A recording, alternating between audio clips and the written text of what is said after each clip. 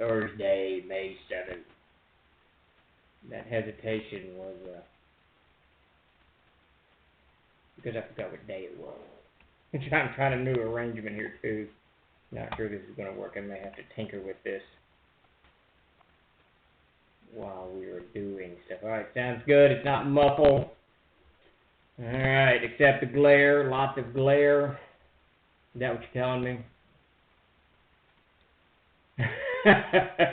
The camera is closer. How's that? Is that any better? Well, I haven't moved the camera. It's my monitor. You know, one of these days, Chuck, we're gonna have to talk about maybe getting some equipment for my for my setup here. I'm harassing Chuck because we talk about it every Tuesday and Thursday. All right, Tim, are you with us? I know you were going to try to join us, but I know there's storms in the northern part of the state once again.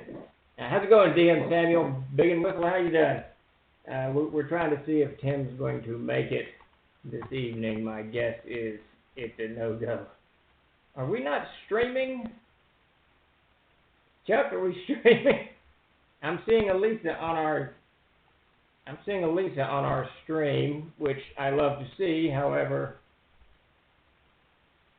all right. Yeah, let me refresh that. All right, good deal. That'll learn me. All right, there we go. All right. Everything should be working now in theory. Yes, that's what I like. All right. Okay. I am lagging. Yeah, well, I think, Tim, that's just, you know, I've tried to encourage you to fix the internet up there in the northern part of Arkansas, but you and Davis just don't seem inclined to do it. I can see video. That's good. That's big. That's a good video. We have arrived in a, what century is it? 21st century. They changed it on me. That's exhausting. Well, I started with the vanilla barrel-aged worldwide stout. Is that type of ice cream?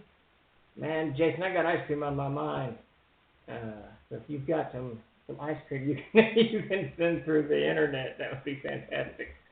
They have not had my favorite. I get it's some brewski. I do. Man, my brain is fried. I had a non-productive day. Yarnell, I think maybe. No, Texas. Bluebell. Yes, so I eat Bluebell ice cream out of Texas. It's delicious ice cream, and I normally get the Great Divide, the chocolate and the vanilla mix, but they have been out for about a month. I have not had my ice cream fix, so I'm a pining for the fjords of ice cream, I suppose. And now I'm on to one of my homebrewed meads, a buckwheat mead. So how many more of those meads do you get, Jason, before you begin to clock out of the building? Is that there you go. We're just pining for the mead fjord. What is that from? That's got to be Monty Python. Pining for the fjord. Is that the lumberjack song? I think that's a lumberjack song. I believe that it is. You need to try Turkey Hill ice cream. All right, I'll do it. It's so creamy. I wonder if I can get it here in Arkansas. Where you at in Big and Whistle? Where would that come from? Meat is a drink of the gods, and you don't have to take my word for it. Ask the gods. There you go. Yes, Turkey Hill. I'm guessing it comes from New England, Pennsylvania. There you go. I guess Pennsylvania is a mid-Atlantic state. Is that right? I think that you guys are not technically New England. You're a mid-Atlantic state, I believe. Is it New York, Delaware, Pennsylvania? I feel like I'm missing one. I can't remember all the states up yonder. All right, I'll have to track this Turkey Hill down.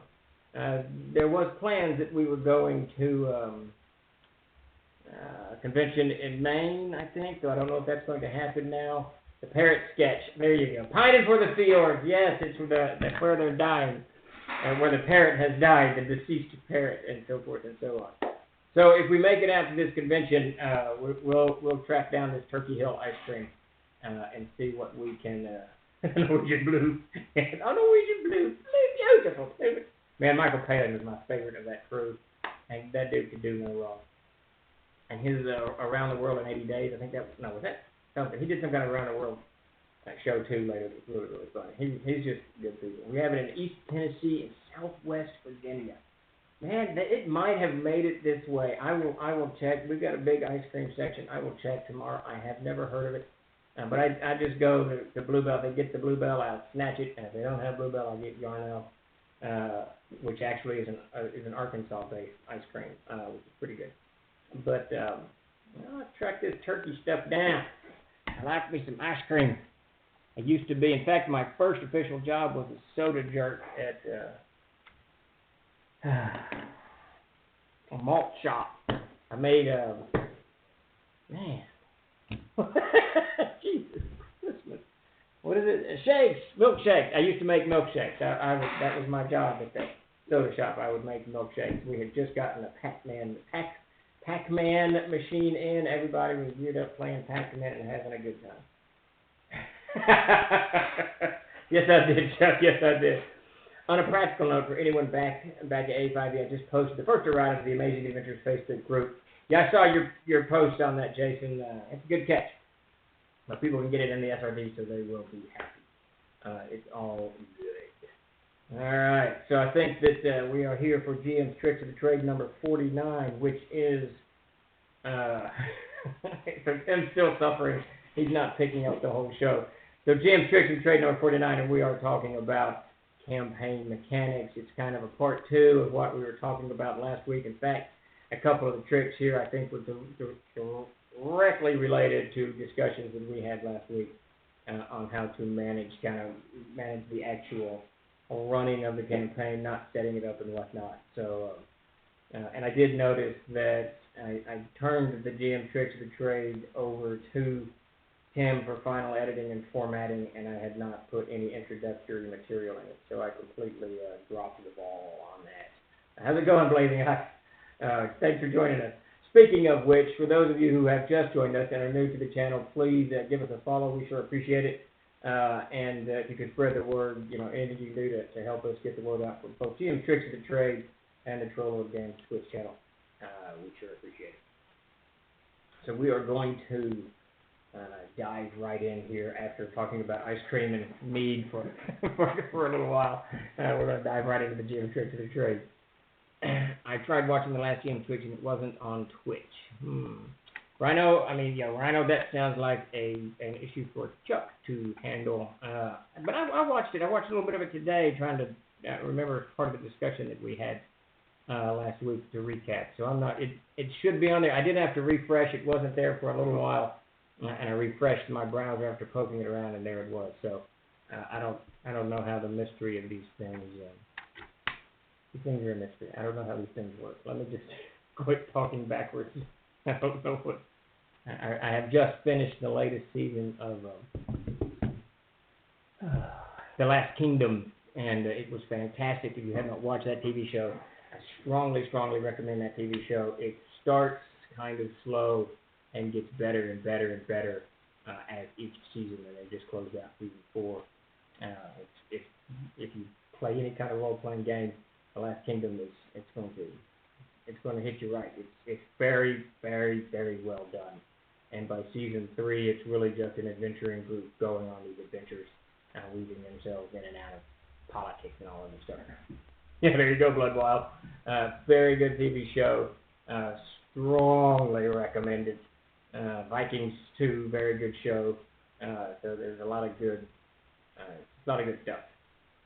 I'm sorry I ran through the last season so fast. Yeah, my daughter and I watch it together. Of course, she's home from college because of the whatever we're going through here in the world. How's it going, Shiv?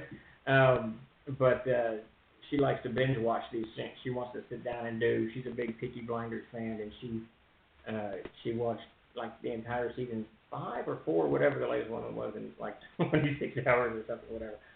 But I've just been contrary. There you go, Jason.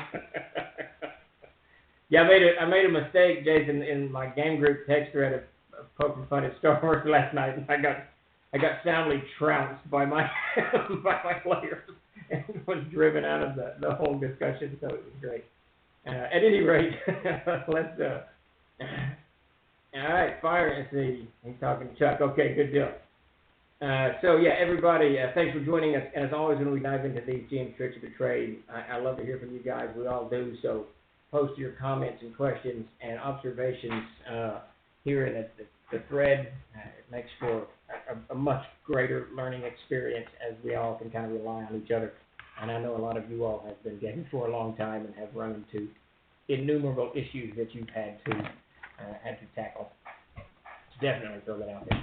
It's always good. It's always good to feed the frenzy of all the game masters and players out there. And I do think the next few that I'm going to do are going to be kind of directed towards players. I like that one.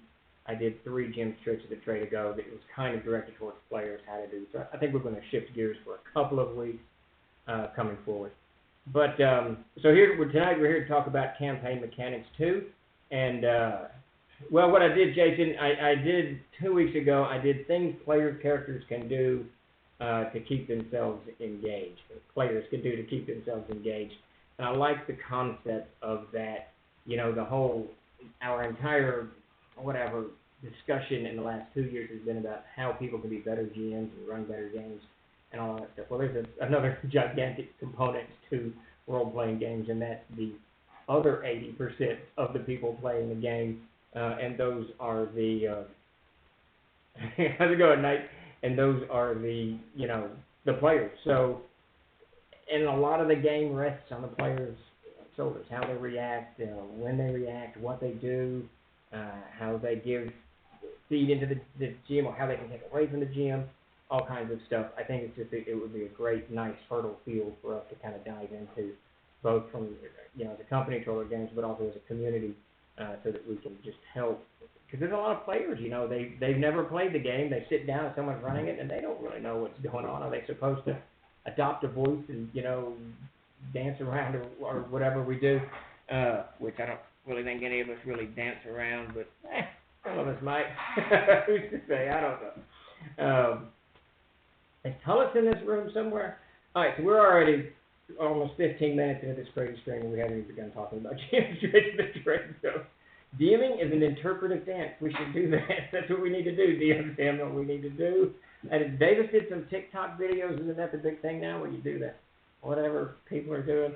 There we go. It says Fat Dragon Gang. I didn't even see that. That's obvious. So, yeah, Blondie, absolutely, Blondie rules. Finally, Tom, you say something that makes sense to me, and you pick a music choice that just it's good. Blondie, for me, is the pinnacle of the pinnacle, so Blondie is awesome. And I'm not sure where we are, Tom, but Fat Dragon Games and Troller Games are fixing to team up and try to, cohabitate some space with doing adventures for his badass 3D printable miniatures. So look for those very, very soon. I know I've turned the files over to him way too late in the day for us to act upon it, but very, very soon. Right, there you go, Big Whistle. He's printing a dragon right now. Awesome stuff from Fat Dragon Games. However, I'm going to say Tom he's disappointed me tremendously in the last few years. His greatest creation of all time, his dragons, his miniatures, his terrain, all of this stuff, it actually is the windmill, and he has not produced the windmill again for the 3D printable terrain. So I'm very disappointed, Tom. When you have done that, I'll be nice to you again. I'll get you some pickles for your hamburger. All right.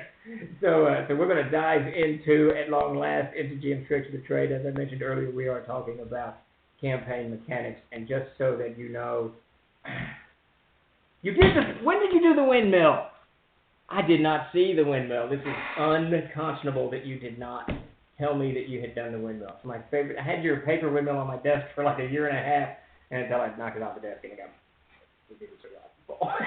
But I don't think that I burned it. But are you me? You have never told me. I hear nothing. Well, that could be. I could be old as there's no doubt about that. And distracted and sneezing for a certainty. All right, so the first thing that getting off of Tom's window, the first thing that that I put in the tricks of the trade tonight for building your campaign. And just to kind of give you just a very brief overview, we talked about this last week. For those of you who are joining us, country music, it enlightens you. Tommy knocked my train of thought right out of my noodle plate. So, campaign. So you really have, this is a very broad generalization, but you have three types of games that you run as a dungeon master or game master. You've got one shot, and then you've got kind of linear adventure path adventures that you do, and then you've got these more open-ended campaign style games. And the campaign style, of course, can incorporate linear adventure paths, and it can incorporate one shots and so forth and so on. One shot's just something you play once, and you're done with the character, you're done with the game. Open-ended is, I think, a lot of Wizards of the Coast material now is open-ended, where you literally, when you start at first level, play an adventure, become second level, go to the next adventure, third level, go to the next adventure, and so on down the line. But my favorite style, and I've done all of those over the years, but my favorite style by a long stretch is campaigns. Campaigns entail where you begin the adventure at whatever level, usually the first, and you take them through this long story arc. For me, it's multiple story arcs. There'll be, one for first and second level, another for third, another for fourth and fifth, and then I'll do multiple story arcs simultaneously. So they'll be on one story arc that it's going to take 5 or 6 levels at least, and I'll do other ones in the midst of that, so that there's multiple things going on. It's a slower paced game. Usually your experience points is a little bit slower, and level gaining is a little slower and all that. Usually, not always. But what you're basically doing is you're writing the story of these adventures from the beginning to the end. Or not the end, because they can live forever, I guess, with whatever. But so campaigns are my favorite, and last week we talked about how to kind of set up for a campaign, and this week we're going to talk about slightly more detailed campaign mechanics, where the actual what we are doing to make it run better as a campaign. And the first thing that I put in the tricks of the trade is let me close this thing out before it distracts me too much. I am highly distractible. Yeah, and then this week I didn't put any kind of text in the front. I think Tim patched it up a little bit, but I dropped the ball a little bit on that. So the first thing that I do to run a campaign is get a map. It's usually a large area map. In my case, the one I'm running right now is the 𝐓𝐫𝐚𝐝 map with a larger world area map behind it. It's got distances, roads, terrain, features, towns, all of this material. It's just some kind of map that I can put on the table, or in our case, because I've got one of CLG's, the maps that roll down that you used to see in school. And it just, for me, and I think for a lot of players, it's something that you can really anchor upon. It creates something it shows you really the sandbox that you're playing in, and you start to develop a familiarity with this area that your campaign is going on. No matter what size it is, it doesn't really matter. Even if you're doing like a science fiction thing, and you're going science fiction game, and you're going from planet to planet, that's fine. Your map should have some kind of, solar system or galaxy, whatever it is, so that when you're hyperspacing or whatever it is you're doing, the players can kind of begin to formulate this is their stomping ground. This is like, their hometown, sort of. And it's like all of us, we live somewhere, for the most of us. There are some of us in the military, and you're moving all over the place. But so you get kind of familiar with this area, and the map gives the players something to anchor onto, something to focus on, something to work towards. So when you're doing, and we're going to get to this in a minute, but when you're doing your day-by-day travel, and you're kind of slow grind through things, they can see distance traveled, they can see terrain features. And what becomes really cool about the map is as they adopt it as their home and they become more kind of enmeshed in it, then they begin to learn what is here, what encounter area is here, what this lake has in it, and what this small ridge line does, and so forth and so on. And even beyond that, you start getting road marks. You start getting areas that they've adventures in, and this is where this character got killed, or this is where they lost this, or this is where they slew the dragon. so this mythology begins to build up around it, and it's just a sheet of paper with, scribbles on it. It's just a map. So I strongly recommend a map to start out. It's also going to help the GM. It's going to help you kind of focus in and not go too wild and not get, off script, that so much so that 1 week you describe mountains and hills, and then 6 weeks later when they come back to them, the hills are suddenly forested, and it causes confusion. So for the GM, it's good because it kind of anchors everything and creates and shows the sandbox that you're playing in. It's just a map is a very, very good tool. And for any of these games, obviously, there's just a huge number of props that you can use. Fat Dragon Games makes all kinds of terrain, and now they do 3D printable miniatures. Well, now they've been doing it for several years. It's just all kinds of stuff out there that you can do. But really, at the core, at the base of this, is a good map. It's a good area map. Even if it's a dungeon, like if you're using one of, I can't remember the name of TSR put out that giant Undermountain. Was it Undermountain? Something. They did some huge thing. Give the players something to kind of anchor on. Give yourself something kind of to anchor on. Use a map. Huge fan of maps. Doesn't hurt that I love any kind of map. I read a lot of history, and those books, especially military history, those books that give me a map about every 4 pages make me very happy, so I can follow everything and not have to flip back. So definitely grab that map. Wasn't there a mountain there last month? Exactly. I've run into that before too, where suddenly the terrain's changed and you're and then you got to scrabble, right, and try to fix it, and it's never fun. I had no idea WeSo was a real place. I'm not sure far wonder what WeSo is. I love taking Google Maps Earth and using it as a foundation, then adjust the location where I use WeSo Nevada as inspiration for game. 42, absolutely. Absolutely, and when you're making a map and when you're looking for place names, zoom in, go to Google Maps or Bing Maps. I don't use Google myself, but you use Bing or somewhere around here. I've got this old friend of mine gave it to me, huge county maps of Arkansas, county roads of Arkansas. And when you get into it, there's all these tiny little bitty communities. They aren't really even communities, it's just an area that was named, and those things are just rich for naming place names that you get. I think you can see a few. 𝐓𝐫𝐢𝐜𝐤𝐬 is mine, but in the Darkenfold, Greenbrier is literally about 30 miles up the road, about 40 miles up the road from me. So I pull that stuff out all the time. And using real world maps is a fantastic way of doing it. And I know we like to do things like name things off of foreign languages, especially German, 𝐓𝐫𝐢𝐜𝐤𝐬. I do it all the time. I do it a lot. I love the German language. It's very, very beautiful, and it's very kind of strong. It's a great language for role-playing games. But at the end of the day, those words usually just mean frog holler or something like that. So, once you translate it out, that's because they're just like we were when we settled, and there's an oil trough. We killed a lot of bears there. Got oil out of the bears. There's oil trough, So it's a great idea for you to dive into your local maps and dig stuff out. All right, so I'm going to have to track this windmill down. I'm telling you guys, I think it's the coolest thing of the many cool things Tom Tullis over at Fat Dragon has done. That windmill is awesome. I'm going to have to push it now, Tom. I'm going to throw it up on. Didn't I write an adventure? I wrote an adventure for the windmill. I don't know in what. It's in It's in one of the published books. Stands Upon the Green, maybe? I don't know. That windmill's out there somewhere. I love that piece. Remember the Gygax adapted the world map for Greyhawk. Yeah, there's a lot of, you can see it everywhere. I started very small. Actually, I'm making a new campaign now and starting new characters in their home village and surrounding area.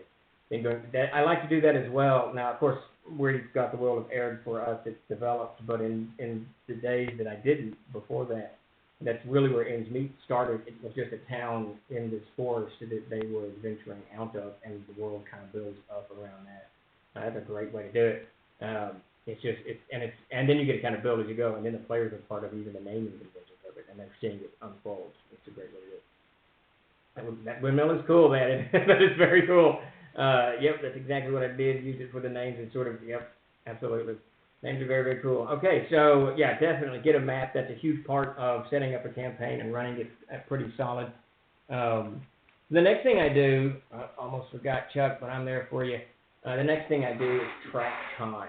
I'm pretty aggressive with tracking the time. I may not track rations as much or even water supply, but I will definitely track time on the calendar. So I'll pull the month out. The game begins on March 4th, and then we go on, and from there, and if 4 days pass in that game, the next one is March 8th, and the next one is in 14 games, it's March 28th, and so on down the line. And I track this all the time. And I have years, and I will frequently, about every 3 or 4 games, I'll kind of do a check with everybody to make sure they know what year it is, and have they aged, have they gone up in an age bracket or whatever. I'm a huge fan of this, and essentially the reason that I track time so much is it's sort of like the map. It kind of anchors everybody. You can now begin, if you track time kind of consistently as they travel, it's going to ground everything pretty good, and it's going to give you, it's going to allow you to start developing weather patterns, track your rations a little better, the whole 9 yards. It's just, and even when they're healing, it gives you an idea. But it also gives the characters a sense of, the players a sense of the real world. It's not just, okay, we wiped that dungeon out last Thursday. This Thursday we're at another dungeon, and we're going to attack that. If they have to travel between those two and 4 days pass, it gives you just kind of a real world experience. A lot of your good fiction does that. Tolkien certainly follows day by day. Tarzan even, I just finished that Tarzan book a week or so ago, and he's a little faster, but he definitely tracks time.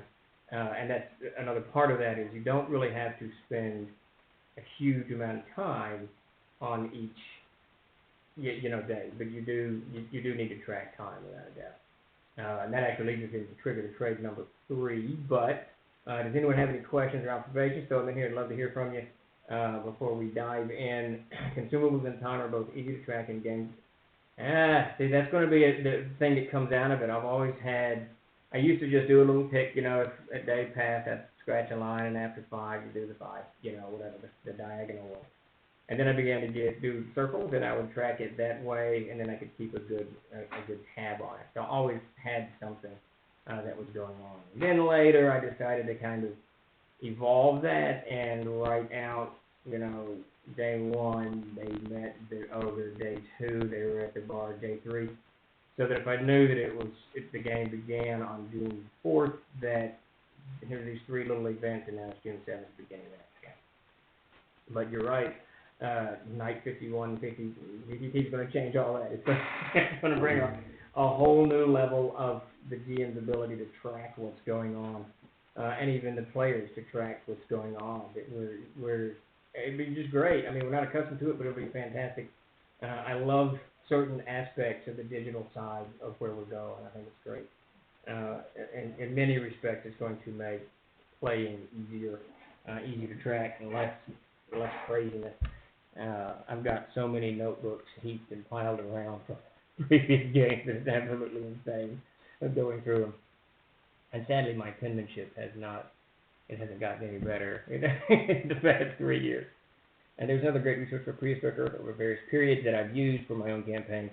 Yeah, so Jason's posted another great site. Check it out. I mean, and that's the nice thing about the internet, and Jason and I talk about this quite a bit when we're working on TLG stuff. The internet has got resources that you can tap all over the place to kind of expand these maps, and there's no reason that you couldn't even take an area map of, say, central Georgia and then begin and build off of it. There's no reason for that. In fact, if you do that, you're probably going to get a more realistic, array of water and, the forested environment and whatnot. Definitely dive onto the internet. There's resources everywhere. One of the things I know in a previous Trigger the Trade, I talked about one of the words I've come to use a lot when I'm writing for TLG or when I'm prepping for the game is anatomy. I will go to Bing, go to Bing Images, and I'll type in the anatomy of a chariot, the anatomy of a crossbow, the anatomy of a flower. I messed up. Tim, I don't know if you're still with us, but so if you read, this is just funny. So now I messed this up a long time ago. This little book here, A House with God. No, I'm sorry, it's not that one. These are short stories that I wrote. It's the second book, The Mirrored Soul. Okay?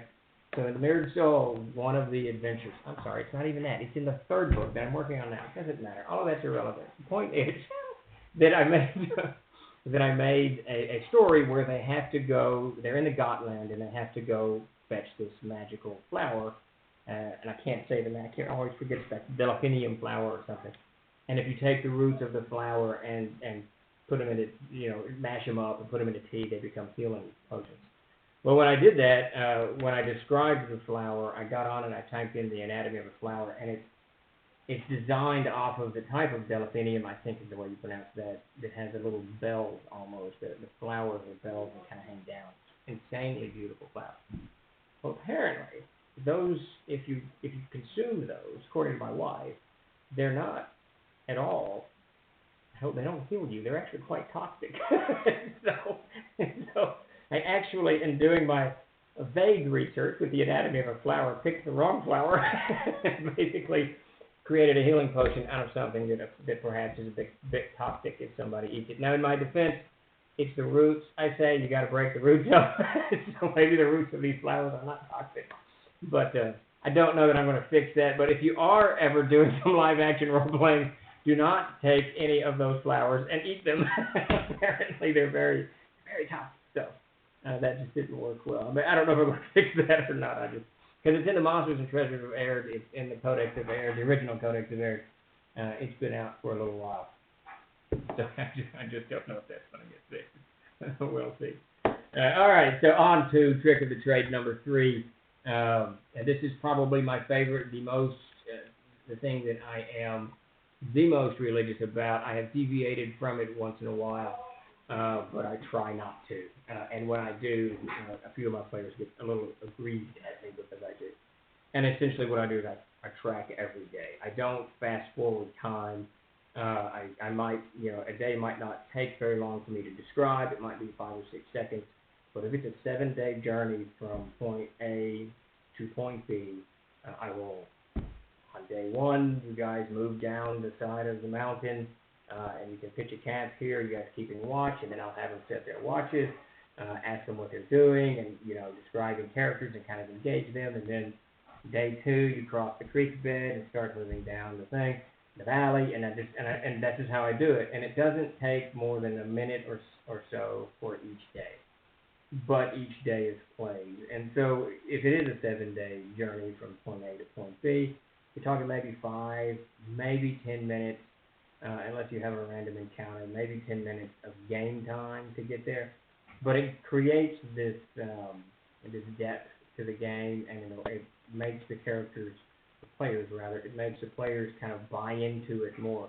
You're not just running through something, you're actually traveling over space, and you're having to get through hedgerows and over ridges and across creeks and whatnot.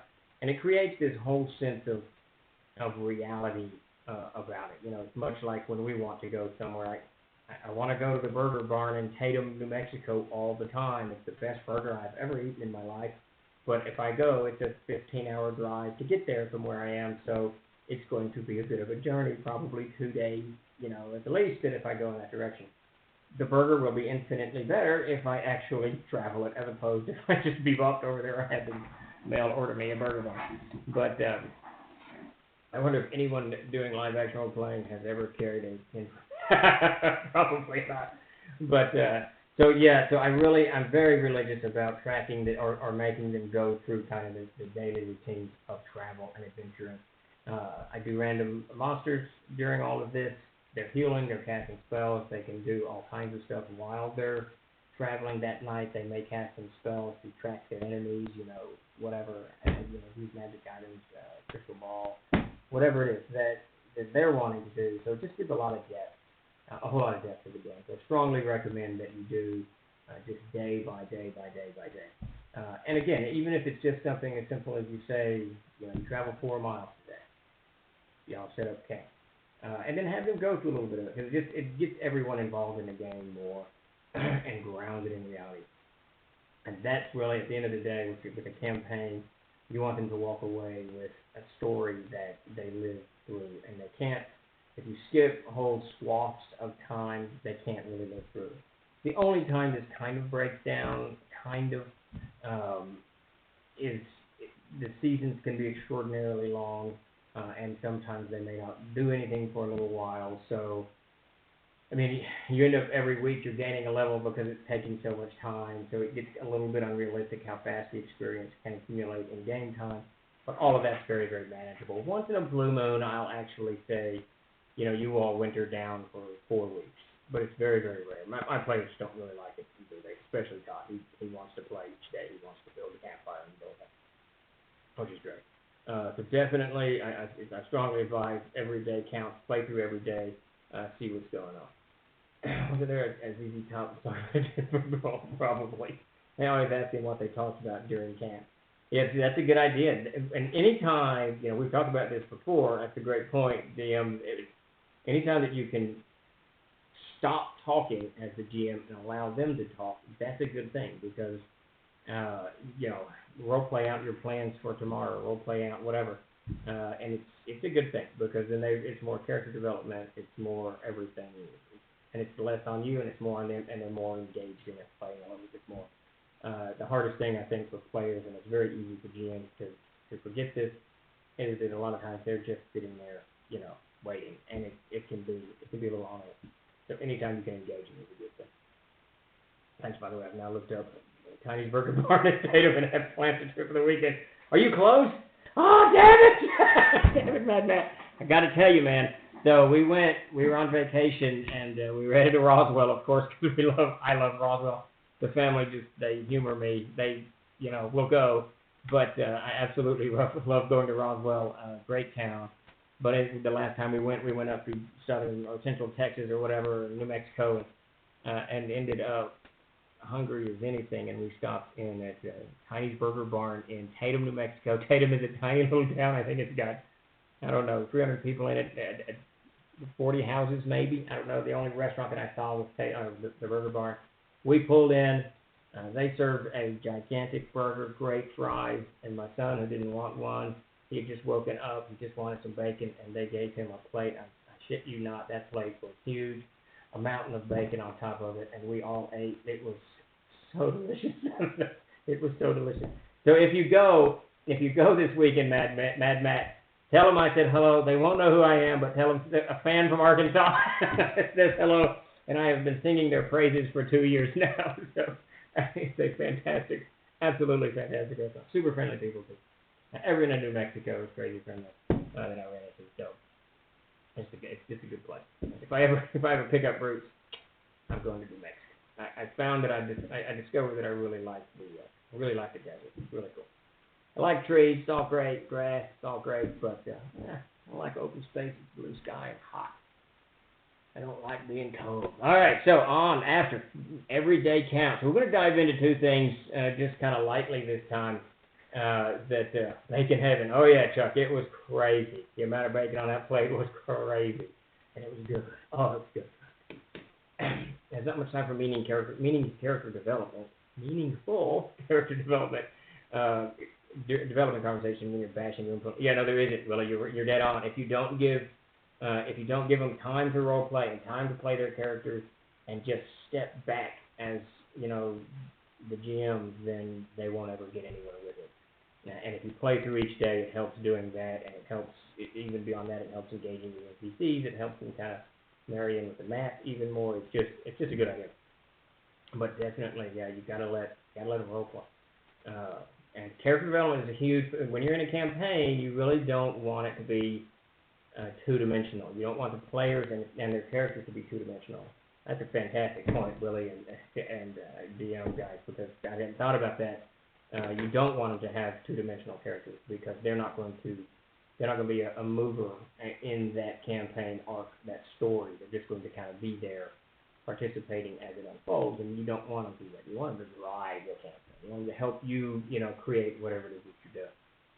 Yeah, so that's great. That's great. Let them role play around the campfire when you're doing the day by day. So we say bacon, yes, indeed. That's good stuff. One of these days, Jason, you get down here, we'll head on down to Tatum, get a burger and some bacon. So we discussed, there could be bacon at the campfire. There you go. Give them a sandwich. There you go. So we discussed this a little bit last week. healing, I think, was brought up in the thread when we were talking about campaigns, and I thought that it deserved a little bit more attention for it to dive into, because healing is an issue depending on whatever game you're in, especially if you gain levels. Healing becomes an issue in that they get wounded, and how are you going to do the healing? Are you going to have them just heal so that next game session they're maxed out, or do you want to drag it out, or somewhere in the middle?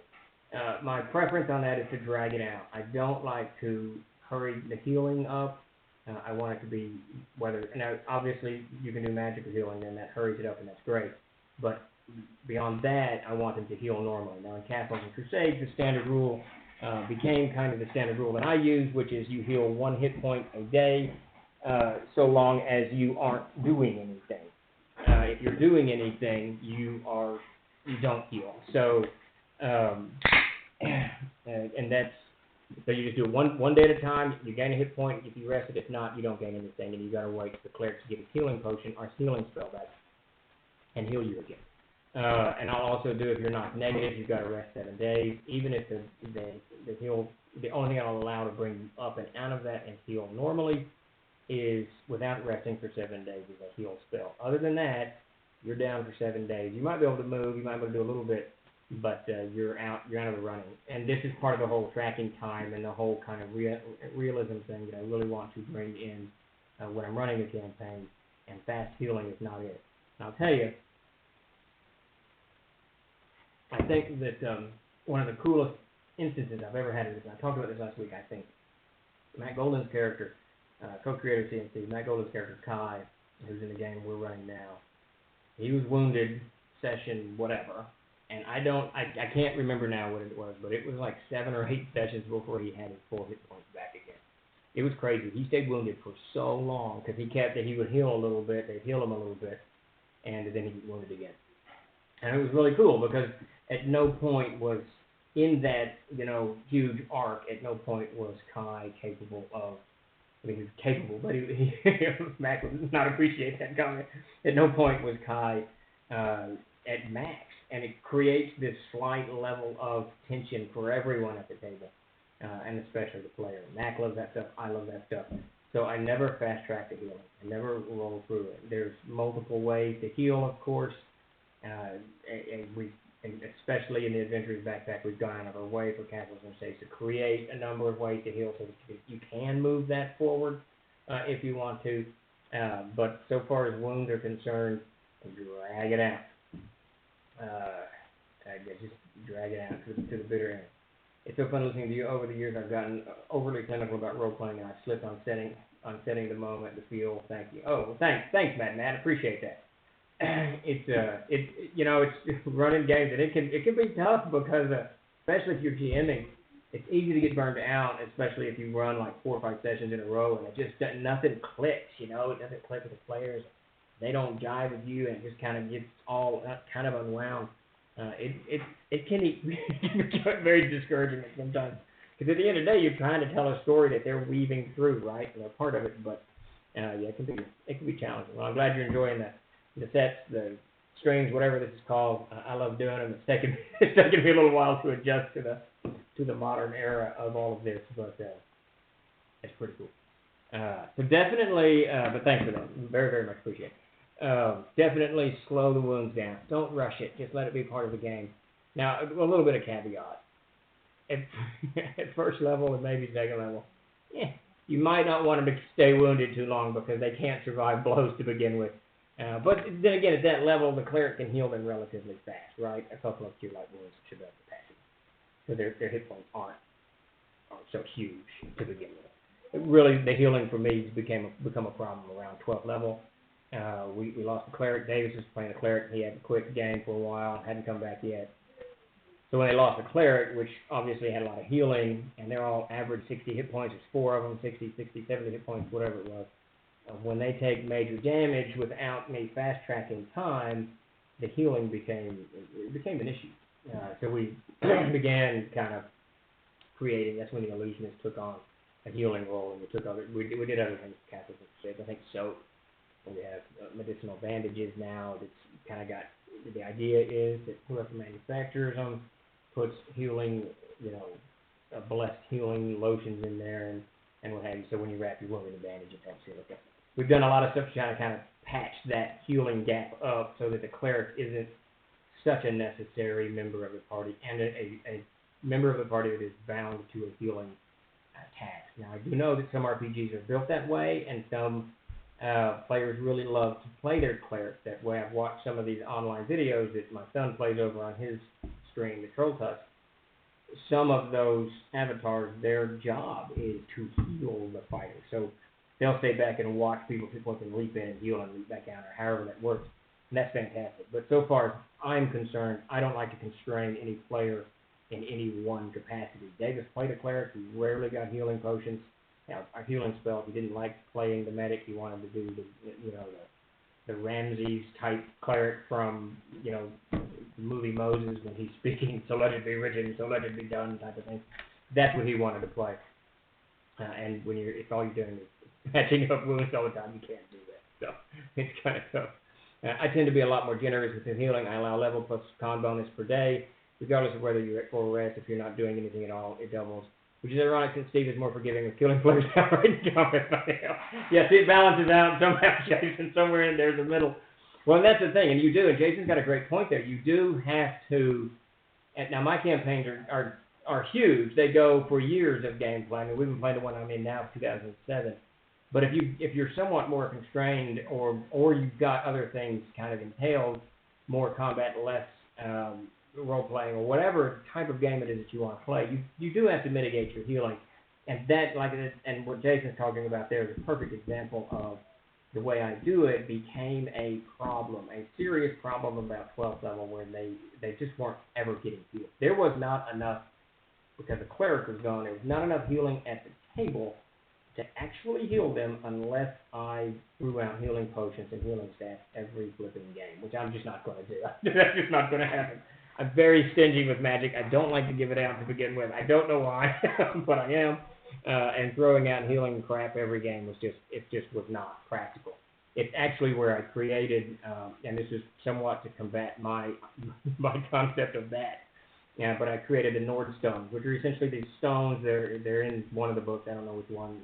Most of everything. That flake. If you put them in a stone, it'll flake. Take the flake off, eat it. It heals you for 1 to 2 points of damage, and it'll flake one flake every hour. So in an 8-hour period, you can heal up to 16 points.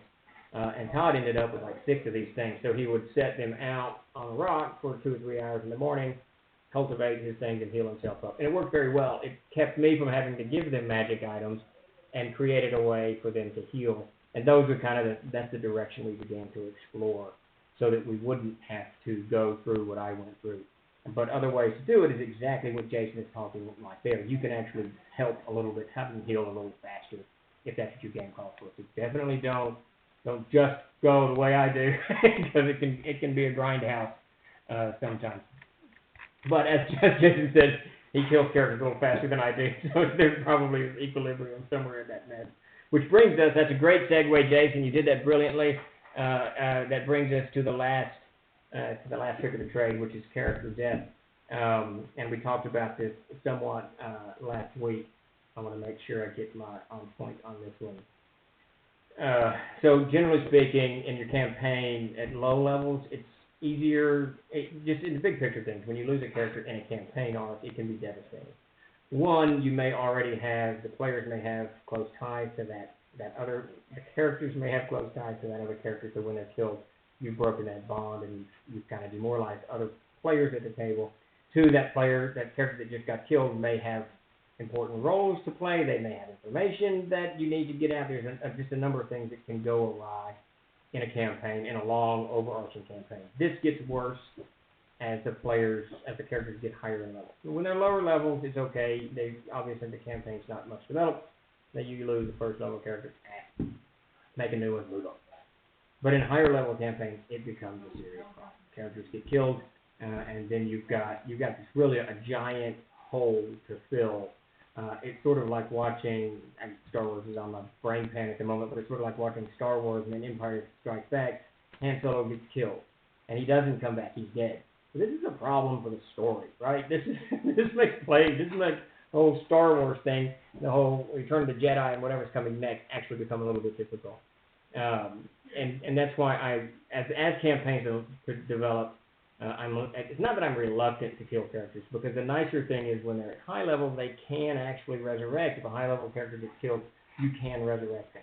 But I'm not super fast about killing characters. I will not hesitate to do it if they do insanely crazy, stupid shit, or if the dice are against them. You know, there's times where the dice are they just don't work, and the character dies. We've all played it, or they do absolutely, you know, nutso stuff. I remember Davis was running a game, and I was playing a second level magic user.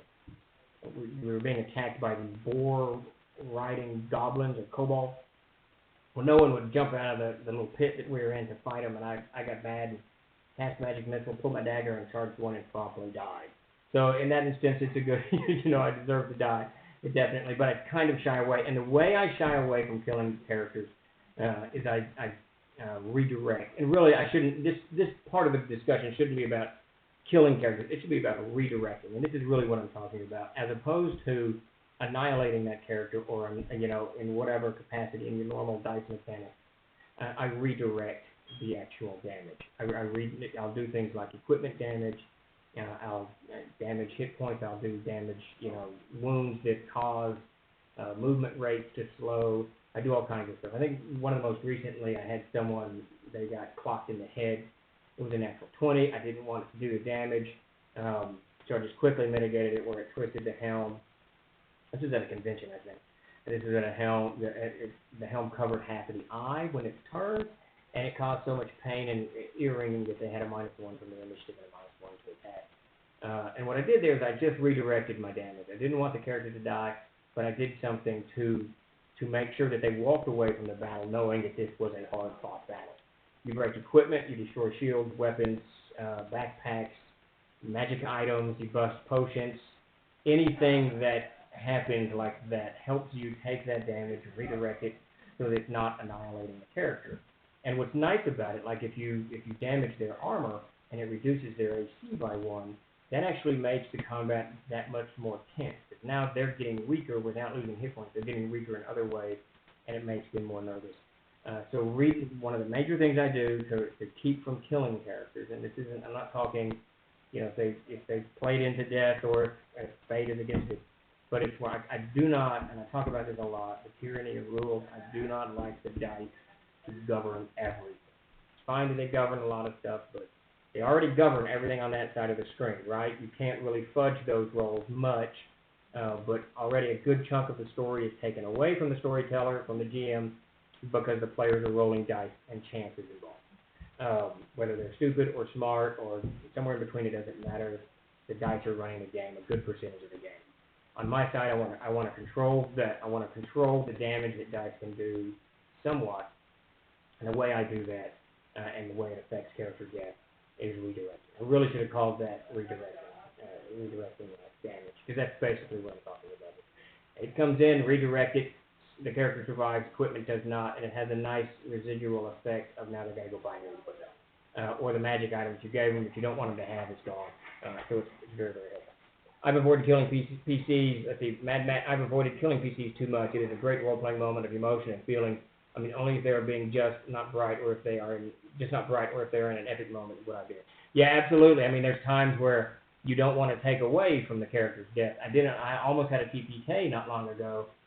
They went in guns a-blazing, and I told them that I wasn't going to change the nature. One of the players, the wizard wasn't there. I said I wasn't going to change the nature of the encounter. It's going to be very, very tough. They came in guns a-blazing, and almost all of them got killed except one. Todd managed to get out because he had some magic item in his pocket, and he eventually managed to resurrect the rest of the party. But we were that close to a TPK on this long, long game that we were playing.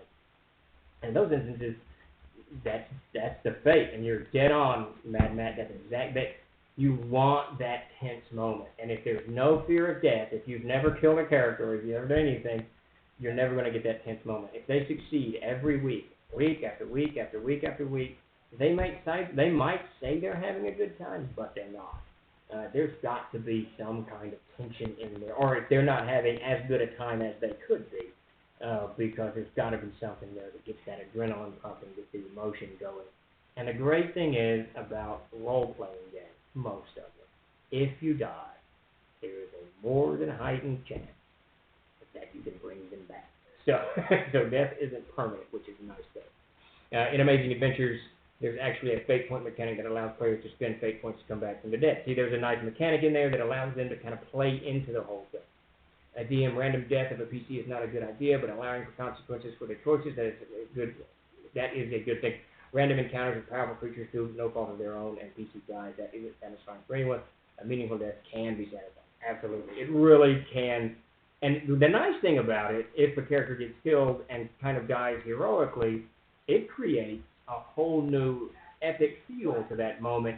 It plays into everything that we've been talking about tonight and last week about the campaign. Now there's this Boromir-esque moment, and when Boromir dies in Lord of the Rings, of course he doesn't come back, but when he dies, his death has real meaning. There's redemption in it. There's heroism in it. He saves almost, the two knuckleheads that happen. It's just this fantastic moment where death has meaning. And this, DM, that gives me a good thought process. So I know Game of Thrones is a great show, and it has a lot of death in it, a whole lot of character death in it. And you can compare Lord of the Rings and Game of Thrones quite nicely. I'm doing that thing with my hands again. I don't know where the camera is. How do I hold my hands? But Lord of the Rings essentially has this long campaign where they go across the entire world of, what's it called, Middle Earth, and throw the ring in Mount Doom, and one of them dies. Another dies. I guess two of them die, and one comes back, and then Frodo loses a finger. I think that's it. Pippin suffers some kind of psychological damage when he fights Sauron in the Palantir. But so essentially you've got every death in that epic 900-page tale has meaning to it. And when Boromir dies, it leaves, as a reader, as a viewer, if you're watching the movie, it leaves an impression in your mind. Game of Thrones, on the other hand, goes about it a different way. There's lots of character deaths. You can't really get attached to a character. There's so many character deaths that by book 2 or 3, you're kind of known to it. So when a character dies, for me anyways, I can't speak for everybody, but this is kind of the way that I think DM and Jason, and we're all kind of agreeing that too much of it, if you kill too many characters, you make the players and yourself numb to it, and it's just another dead body. And Game of Thrones kind of goes that route. Now, they're great stories. It's a fantastic world setting that they did there, but it's so much character death that the character death doesn't have nothing. For me, it's nothing like Boromir when Boromir dies. It really has something. I try not to kill PCs unless they do something really silly or if they are obviously acting like a martyr.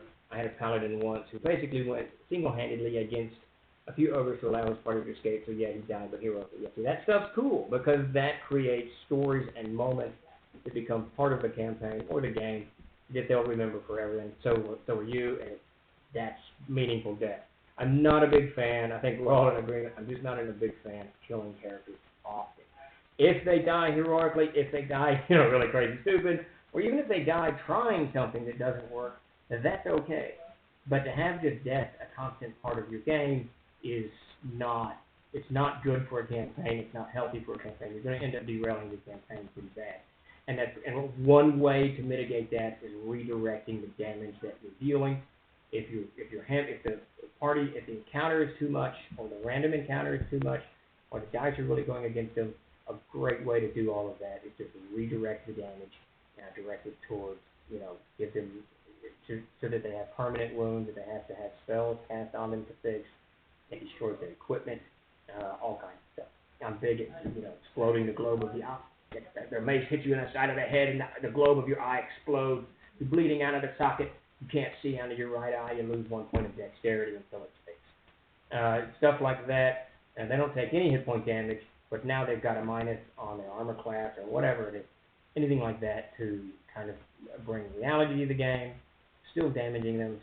And I'm going to use this word. It's the wrong word in this instance, but you're still punishing the character as combat will punish, fighters and warriors and whoever else. They're suffering from they're suffering from the combat without getting closer to death.